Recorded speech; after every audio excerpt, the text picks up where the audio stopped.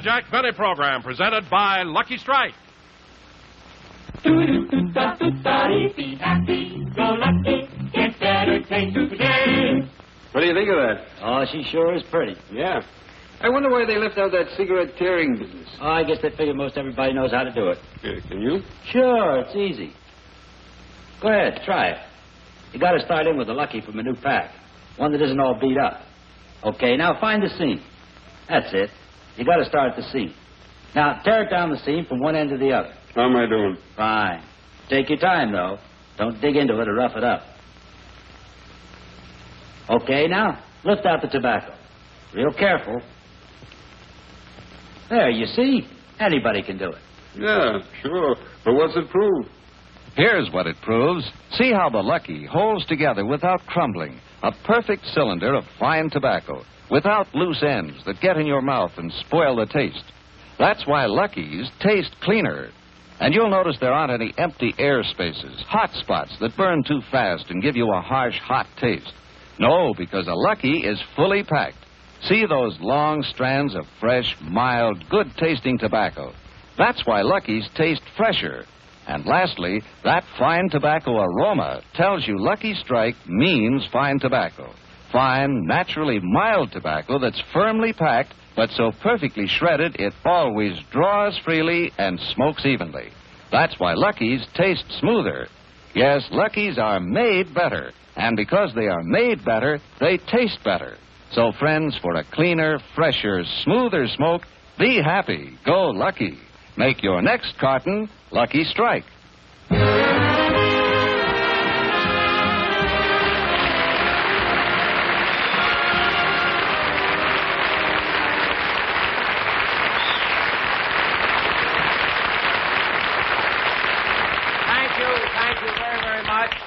Thank you very much, ladies and gentlemen, and welcome to the Lucky Strike program.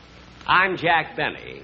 Well, the reason I mention that is because CBS has just added a new station in Mexico, you see, and I look so much like Tito Gazar. But, you know, this is our third show, television show, and our last show, the one we did about 4 weeks ago, we did a play called Buck Benny Rides Again. And we had the most terrific response after that show. We got so many wonderful letters. Really, I can't tell you how many letters we got. And they were from such intelligent people, too, you know. As a matter of fact, I got one letter from a college professor. Did you know that execrable means lousy?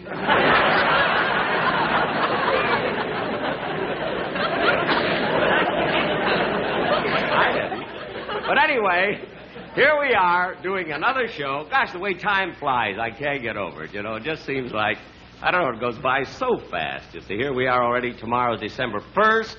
Then next week, December 8th, December 16th. And there's 106 days only till March 15th. That's the government's Christmas. I think I'll have to pay a lot this year, too, but then what can I do? I mean, you know, I'm too old to cry, and it hurts too much to laugh.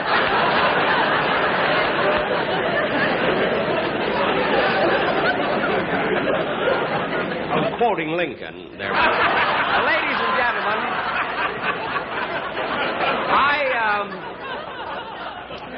now we want to get on with the show, and first of all, I'd like to introduce... Oh, before I introduce Bob Crosby, I must tell you that the last time Bob Crosby was on my show, I have never heard anybody complain as much as he did. You know, I had him singing a song right out here on the floor. You see, then he complained because I didn't give him scenery. He's always complaining. Doesn't like the orchestra, his salary. I never heard anybody complain as much as Crosby does. Really, frankly, I think his whole attitude is execrable.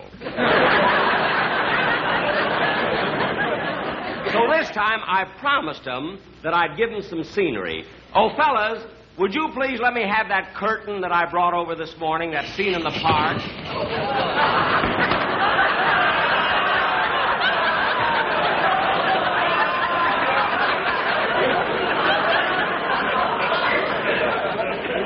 scene in the park, you see, so I got this in a theater down the street. And listen, fellas, will you please bring me that bench that I brought from the park last night? That bench. That's it.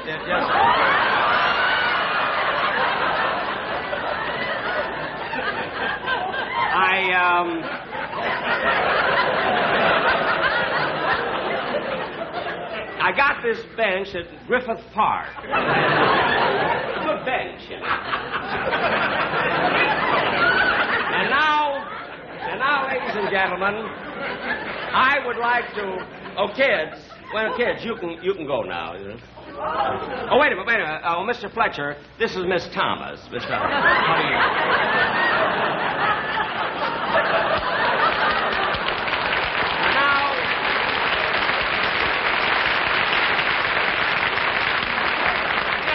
It's nice if they meet, you see. And now, ladies and gentlemen, I would like to introduce the,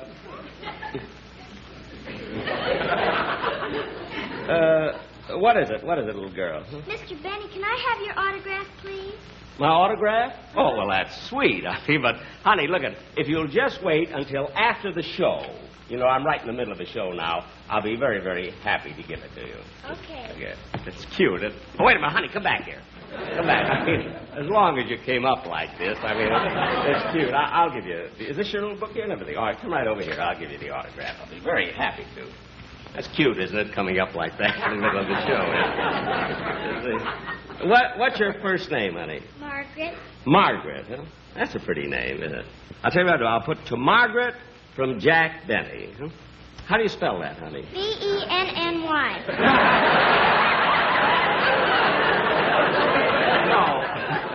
No, honey, look, I know how to spell my name. You understand what I mean? But, you know, there are different ways of spelling Margaret. You see, two different ways. How do you spell yours? Margaret. Oh, Margaret. All right. To Margaret from Jack. Margaret, what's your last name? Truman.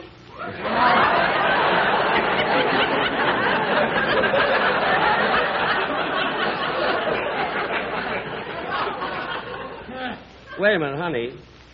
Your name is Margaret Truman? Uh-huh. Well, I mean, that certainly is a coincidence, isn't it? Your real name? That's your Margaret Truman? Uh-huh. Well, isn't that... I mean, you're not kidding me or anything. Oh, no, Mr. Benny. You're not. That's your right name, Margaret Truman. Well, isn't that cute? Okay, well, here you are, honey. Thank you. Oh, by the way, what's your last name, huh? Truman. Truman, Margaret Truman. And do you live here in Los Angeles, do you? No, sir, I'm only visiting here. I live in Washington. In Seattle or Spokane? Or...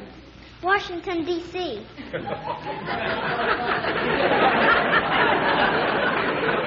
Wait a minute, honey. You live in Washington, D.C., and your name is Margaret Truman? Uh-huh. Well, that's the strangest thing I've ever heard. You sure you're not kidding me now? You didn't just come up to... Oh, no, Mr. Benny. You're not. That's Margaret Truman, and you live in Washington, D.C. Well, that's the oddest thing. Have you lived in Washington long? No, sir. Where were you born? Independence, Missouri.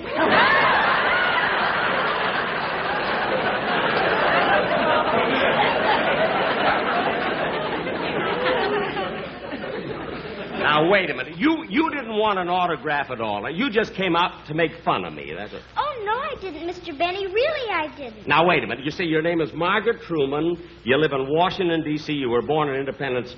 I mean, those are too many coincidences. Again, I mean, does your father work in Washington now? Yes, sir, till January 20th.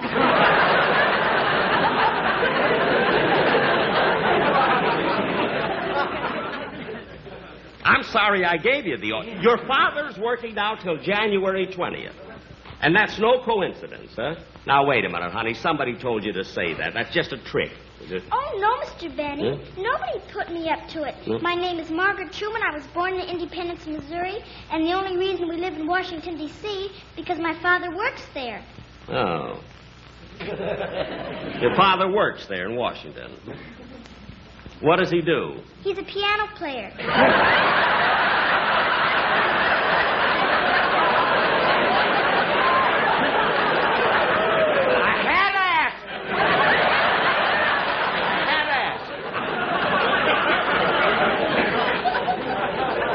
father's a piano player in Washington. Well, may I ask you one more question? May I? What is your father's first name? I won't tell you. You won't tell me your father's first name? Why not? You'll think it's a coincidence.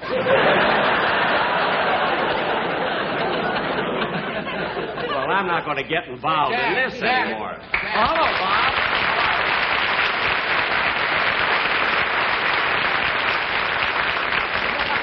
Hey, Jack, I was waiting outside for my introduction. What happened? Well, I got sidetracked here. Well, listen, I got your scenery for you if you want it. Do you like it? This is scenery? Yeah. So.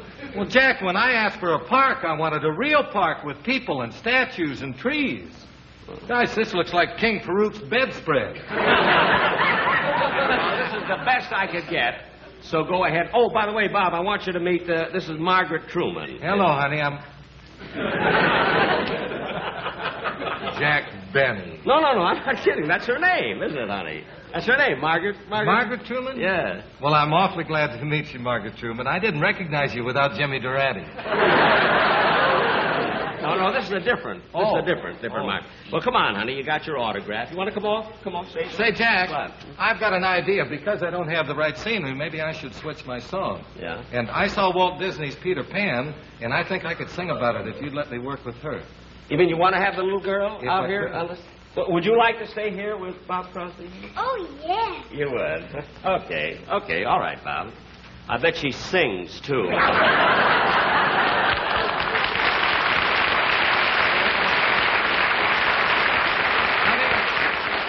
Have you ever heard of Peter Pan? Yes, I heard that story a long time ago.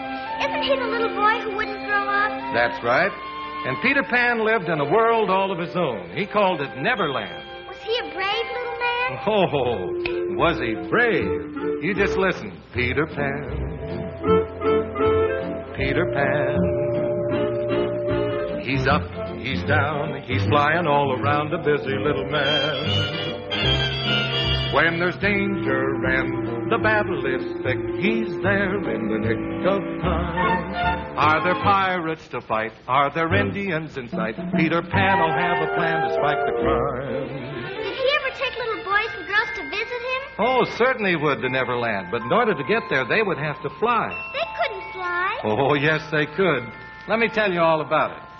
You see, Peter Pan had a little pixie by the name of Tinkerbell. And she would come and she would sprinkle some pixie dust over the boys and girls, and that would give them gossamer wings. And then they could fly? Well, only if they thought of pleasant things. Think of the present you brought, any happy little thought. Think of Christmas, think of snow, think of sleigh bells. Here we go like reindeer in the sky. You can fly, you can fly, you can fly. What was that? Oh, you know who that is. Crocodile? That's right, the crocodile. Well, what makes him tick like that? Well, once upon a time, he ate an alarm clock, and that's what makes him tick. Isn't that the crocodile that took a big bite out of Captain Hook? Yes, and he liked the taste of Captain Hook so much that ever after he went around looking for people to bite. So I've got to warn you, never, never, never smile at a crocodile. No, you can't get friendly with the crocodile. Don't be taken in by his welcome grin. He's imagining how nice you'd fit within his skin. Now sing me more about Peter Pan. Peter Pan, Peter Pan. He's in, he's out, he's zooming all about as only Peter can. He's the best little boy, the worst little boy, since first little boys began. Let him have his scheme. Let him hold his dream. Peter Pan, stay a little boy, my little man, my Peter Pan.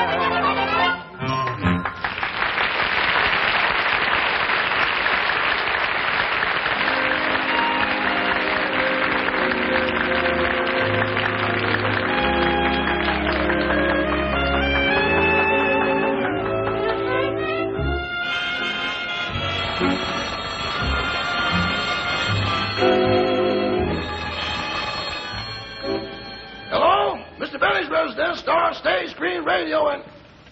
Oh, Sam! No, Sam, no, I won't be able to go with you tonight. You see, the boss did his TV show today, and when he comes home after one of those, he's a wreck. Huh? You say some of the boys were down at the club watching his TV show, got tired of waiting and cut it off. What were they waiting for? Oh! Well, tell the boys I'll be on the next one. I gotta go now. Bye. Rochester. Hello, boss. Just getting your room ready for the TV. Good, good. You know, I'm not even going to have anything to eat. I'm going right to bed. I was never so tired in my life. LSMFT.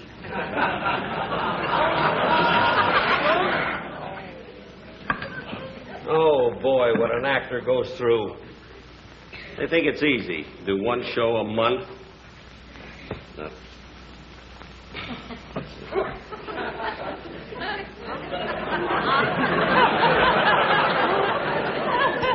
Rochester, did you watch the show? Oh, yes, boss. How'd you like it? I thought it was excellent. What? Excellent. Oh. Say, Rochester, how about that little girl? You know, the one that came on and asked me for an autograph, said her name was Margaret Truman. Wasn't that a coincidence? Oh, I don't know. What do you mean you don't know? She told me her father was a piano player. She lived in Independence, Missouri, and her father was going to work until the 20th of January. That could happen.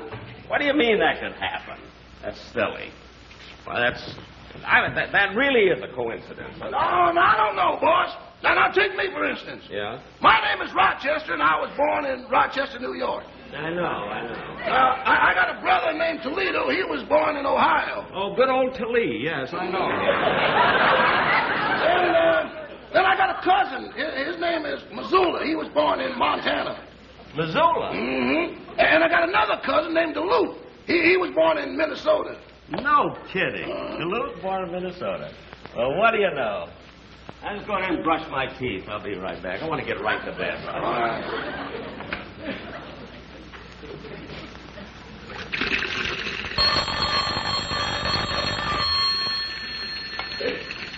Hello? Minneapolis? Is that long distance? No, another cousin. How do you talk to him later? This is she. Well, you'll talk to her later, then. Okay. I'll call you later, Minnie. Goodbye. Rochester, look, at the next time I ask you to buy me some pajamas, for heaven's sake, will you do me a favor? Well, boss, I think they're beautiful. A little beautiful. Conservative, but beautiful. Oh, fine. I'm going right to bed. Boy, I'll be asleep before I hit that pillow. Okay, I'll turn off the light. Okay. Good night, boss. Good night, Rochester. Oh, boy, am I tired.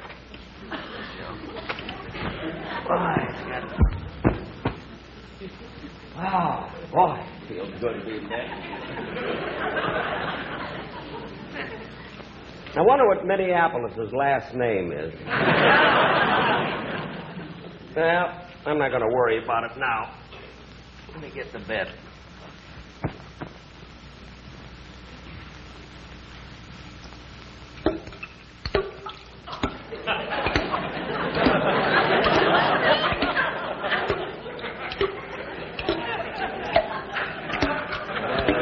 Darn faucet dripping again. Told Rochester a million times to fix that faucet.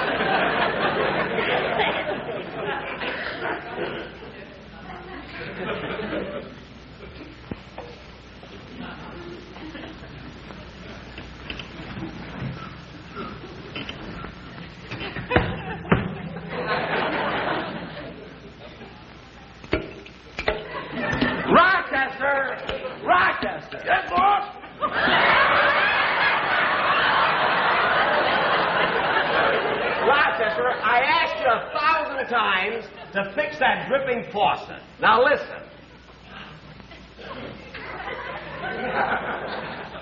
So it stopped. You can go back to bed then. Yes, sir. Good night, boys. Good night, Rochester.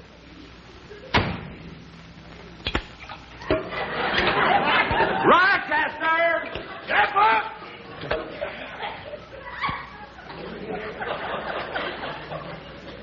Stopped again. Hey, wait a minute. I got an idea. Come here.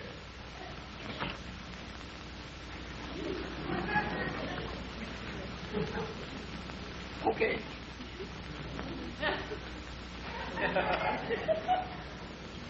Good night, boss. Good night, Rochester. I knew it. Now go fix that faucet. Yes, I'm turning off the bottom.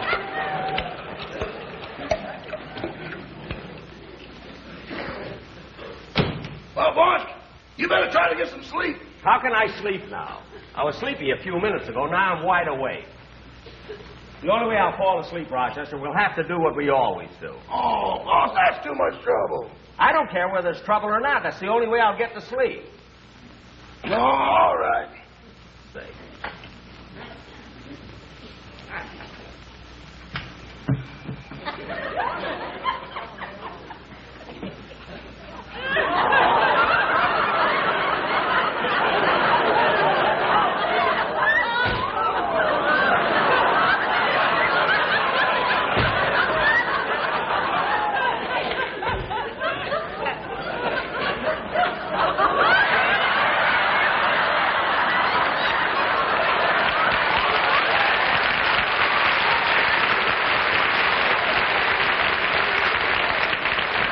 Fast. I forgot to take a Dramamine. Okay.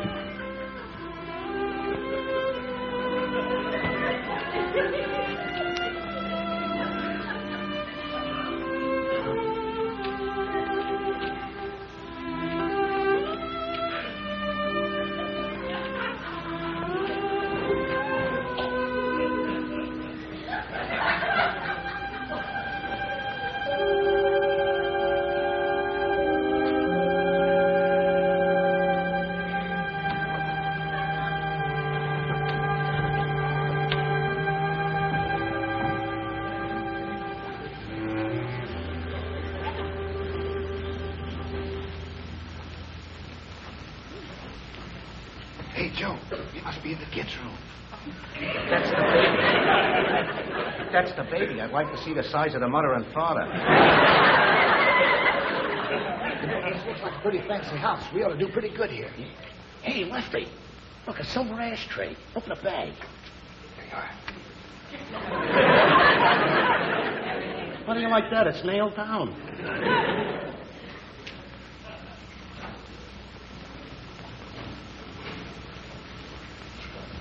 Hey, Lefty, come here. Solid gold. Now you're talking.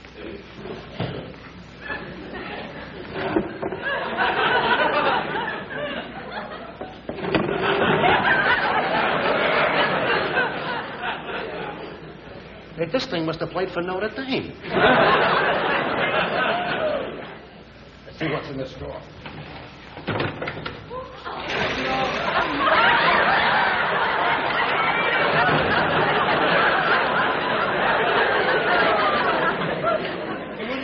I don't know. Stand aside.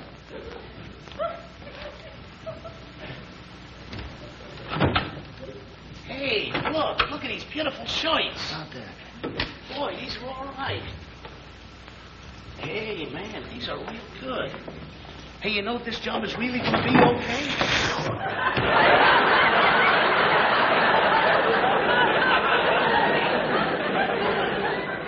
Where did them shirts go?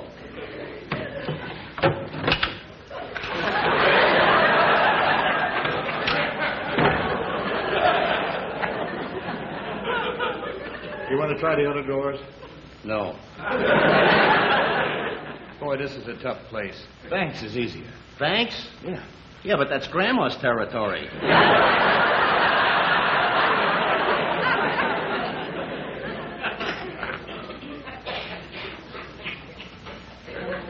see what's in here.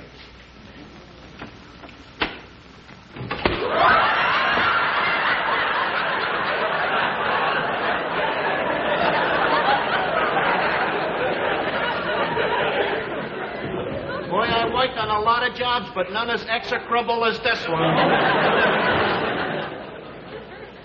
I know there's a safe in here someplace. Let's find it. A safe? Yeah. Well, let's look.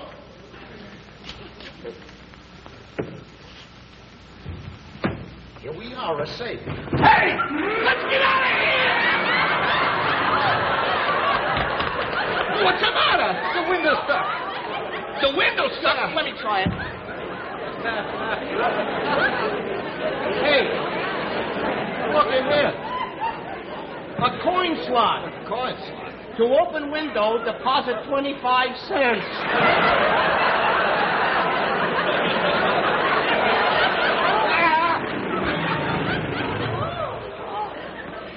Jack will be back in just a moment, but first... Friends, it's true, you know. Lucky's are made better to taste better. Cleaner, fresher, smoother. And you remember that the next time you buy cigarettes. It's awfully important because, golly, in a cigarette, it's the taste that makes the difference. And Lucky's do taste cleaner, fresher, smoother. So come on, be happy. Go, Lucky. Make your next carton Lucky Strike. Be happy, go lucky, get better taste today.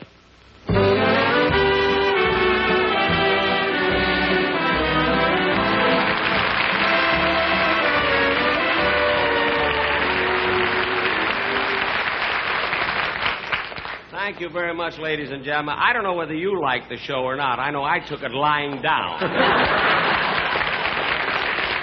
It's kind of a show I like, where you don't have much to do. You know, you just... Incidentally, were the burglars funny? Oh, the reason I don't know is because I fell sound asleep. Anyway, ladies and gentlemen, I do hope you like the show, and we'll be back again 4 weeks from today. Is my time up now? Huh? Because I'd like to tell them. Can I talk just a second more? Oh, well, I just wanted to tell you that on the next show, we're going to try and do one of our New Year's fantasies. Remember the ones we used to do always on radio? And it's a sort of a comedy and dramatic thing, which I hope you will enjoy. And anyway, we will see you then 4 weeks from today. Thank you very much.